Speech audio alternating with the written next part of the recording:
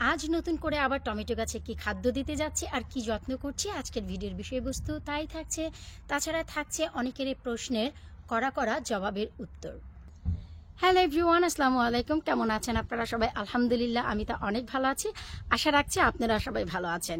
ওই যে বললাম না, সবার করা প্রশ্নের উত্তর আজকে দিব। তার সাথে সাথে দেখাবো যে আজকে আমি টমেটো গাছে নতুন করে কি খাদ্য দিতে যাচ্ছি আর এই পর্যায়ে এসে কি যত্নের প্রয়োজন। তো চলুন করা প্রশ্নের উত্তর, করা জবাবের উত্তর সহ আমি আপনাদের আজকে ভিডিওটি শুরু করছি। কথা না বাড়িয়ে চলে যাচ্ছি সরাসরি মূল ভিডিওতে। এতে করে আপনারা বুঝতে পারবেন যে আপনারা যে প্রশ্ন করেছেন আপনারা আপনাদের প্রশ্নের উত্তর আমার ভিডিওতেই পেয়ে যাবেন, আমার বলার কিছুই নেই। শুকর আলহামদুলিল্লাহ।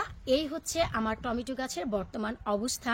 আপনাদের প্রশ্ন ছিল যে আপু, আপনি উঠে ধরেই দুধ দিয়ে দিয়েছিলেন, এর আগে আমি টমেটো গাছে খাদ্য দিয়েছিলাম দুধের একটি মিশ্রণ, যা কিনা ভরপুর ক্যালসিয়ামে ভরা ছিল আমাদের সেই দুধ। তো সেই দুধটি দেওয়ার পর আমার টমেটো গাছ মরে গেছে কিনা সেটা জানতে চেয়ে অনেকেই প্রশ্ন করেছেন। আর কেনই বা আমি দুধ ব্যবহার করলাম, এতে করে গাছের কি ক্ষয়ক্ষতি হবে। তো আমি আপনাদের শুরুতেই একটু দেখাচ্ছি যে গাছের তো কোনো ক্ষয়ক্ষতি হয়নি, বরঞ্চ এই যে ক্যালসিয়াম পেয়ে গাছগুলো কত বেশি সতেজ হয়ে উঠেছে আপনারা নিজেরাই দেখলে বুঝতে পারবেন। শুধু তাই না, গাছগুলোর ওয়ানজি কাটিং অনেক আগেই করে দিয়েছিলাম, যার ফলে এই যে দেখুন আমার কিন্তু টমেটো গাছে অলমোস্ট ফুল চলে এসেছে। এই যে দেখুন ফুল ফুটেও গেছে। এই যে এখন বলবেন যে এটা তো নতুন করে কিছুই না, সব বাগানিদের টমেটো গাছে ফুল এসেছে। হ্যাঁ ভাই, কেন আসবে না? সব বাগানিরাই গাছের যত্ন ভরপুর করে, তাই ফুল তো আসবেই। সো আমি যেভাবে যত্ন করি আমি সেটাই আপনাদের শেয়ার করি। এই যে দেখুন এখন কিন্তু জায়গায় দেখবেন শুধু ফুল চলে এসেছে ঝাপে। আর এখন হচ্ছে এ গাছে আমি কি খাদ্য আজকে দিব আর কি যত্ন আজকের ভিডিওতে তাই থাকছে। ফার্স্ট অফ অল, এর আগে আমি যেহেতু ক্যালসিয়াম দিয়েছি, আজকে এই ফুল আরও বেশি আসার জন্য আমি দিব হচ্ছে পটাশিয়াম। আর ফুলগুলো যেন টিকে টমেটোতে পরিণত হয় তার জন্য দিব হচ্ছে আমি ফসফরাস। তো তার আগে আমি বলছি যে যত্ন। এখন এই যে টমেটো গাছ, এই টমেটো গাছের যত্ন কি? যত্নর ভিতরে এখন আপনাদের একটি কাজই করতে হবে। এর আগে আমরা যেমন করেছিলাম, নিচের দিকের পাতাগুলো কিন্তু ট্রিম করে দিয়েছিলাম। এই যে দেখেন নিচের দিকে কিন্তু কোনো পাতা নেই, ডগাগুলো একদম বের হয়ে আছে। আর এই যে শাখা, চাইলে এই শাখাটিও কিন্তু আপনারা ভেঙে দিতে পারেন। এই যে যেমন আমি ভেঙে দিলাম, আবার চাইলে রাখতেও পারেন। কিন্তু উপরের দিকে যে আরো বেশ কয়েকটি শাখা আছে, আমি সেই শাখাগুলোই রাখতে চাচ্ছি। আমি চাচ্ছি যে একদম হজবরল না হয়ে যেন 4-5টা শাখা দেয়, সেই শাখাতেই যেন দারুণ মাত্রা টমেটো আমরা পাই। এই যে দেখুন নিচের দিকে কিন্তু কোনো শাখা নেই, শুধু পাতাগুলো বড় হয়ে কিন্তু আঁকড়ে ধরে আছে। সো এখন ফার্স্ট আপনাদের যে কাজটি করতে হবে, নিচের দিকে ট্রিমিং করতে হবে। নিচের পাতাগুলো, বড় পাতাগুলো আবারও নতুন করে কেটে দিতে হবে, ছোট পাতাগুলো রেখে। কিন্তু আমি কিন্তু তা করছি না। তার কারণ কি? তার কারণ খুবই সিম্পল। এখন হচ্ছে ওয়েদার খুবই ঠান্ডা, আমরা সমস্ত বাগানিরা জানি। শুধু তাই না, ঠান্ডাই না, নিউজে বলছে যে আগামী 40 ডেজ 40 দিন পর্যন্ত অনেক জঘন্য ওয়েদার যাবে, ঠান্ডা বাতাস। 2023-এ আপনারা যারা আমার চ্যানেলে রেগুলার ভিডিও দেখেন তারা জানেন জুন জুলাই মাসে এত পরিমাণ বৃষ্টি হয়েছিল, টানা 29 দিন। আর ডে 1 থেকে ডে 29 পর্যন্ত আমি কিন্তু আপনাদের সাথে ভিডিও শেয়ার করেছিলাম এভরি সিঙ্গেল ডে। সো এবছরও তাই দেখাচ্ছে। এই যে দেখুন অনেক বেশি বাতাস, আমি নিজেও কিন্তু দাঁড়াতে পারছি না। ওই যে আপনারা একটু গাছের পাতাগুলো যদি দেখেন নীরবে তাকিয়ে, তাহলেই বুঝতে পারবেন কি পরিমাণ ঠান্ডা রে ভাই, কি পরিমাণ বাতাস। অথচ আজকে কিন্তু জুলাই মাসের 1 তারিখ। তো এর জন্যই যেহেতু অতিরিক্ত ঠান্ডা এবং বাতাস, তাই আমরা চাওয়া সত্ত্বেও নিচের ডালপালাগুলো কাটবো না। এতে করে দেখা যায় মূল যে টেন্ডার সেটা সাপোর্ট পাবে। সেটা কিভাবে?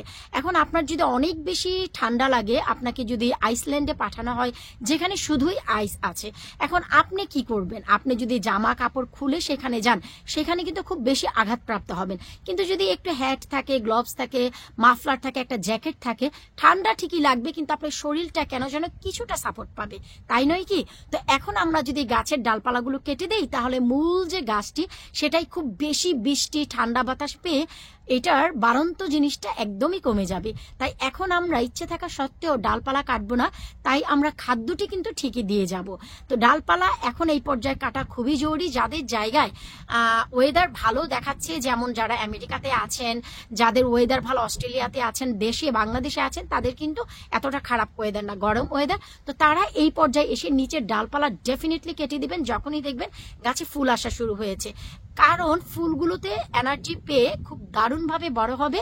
আর হচ্ছে এই ডালপালায় এক্সট্রা কোনো খাবার নেবে না।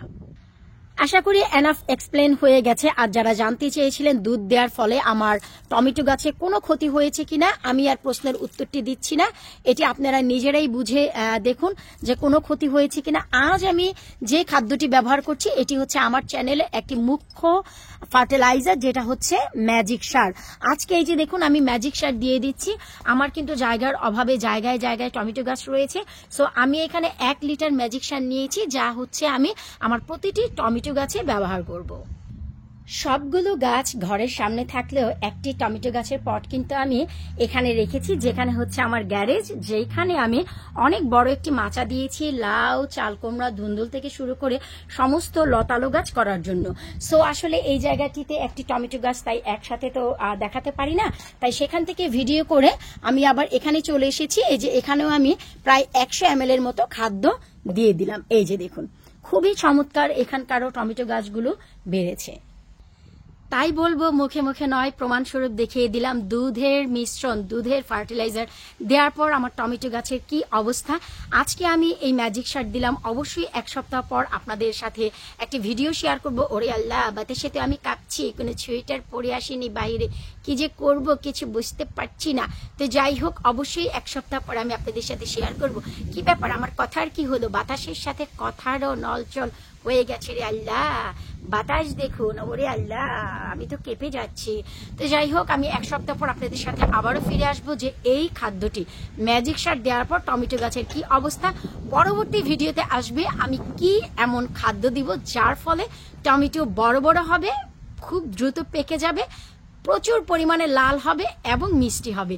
সেটা হচ্ছে আমার গার্ডেনের একটি সিক্রেট খাদ্য, যা দিয়ে প্রতি বছরই টমেটো খুব দ্রুত হারে পাকাই এবং মিষ্টি করি আর বড় বড় করি। তো বিদায় নিচ্ছি আজকের মতো, পরবর্তী ভিডিও দেখার আমন্ত্রণ জানিয়ে ভাই আল্লাহ হাফেজ।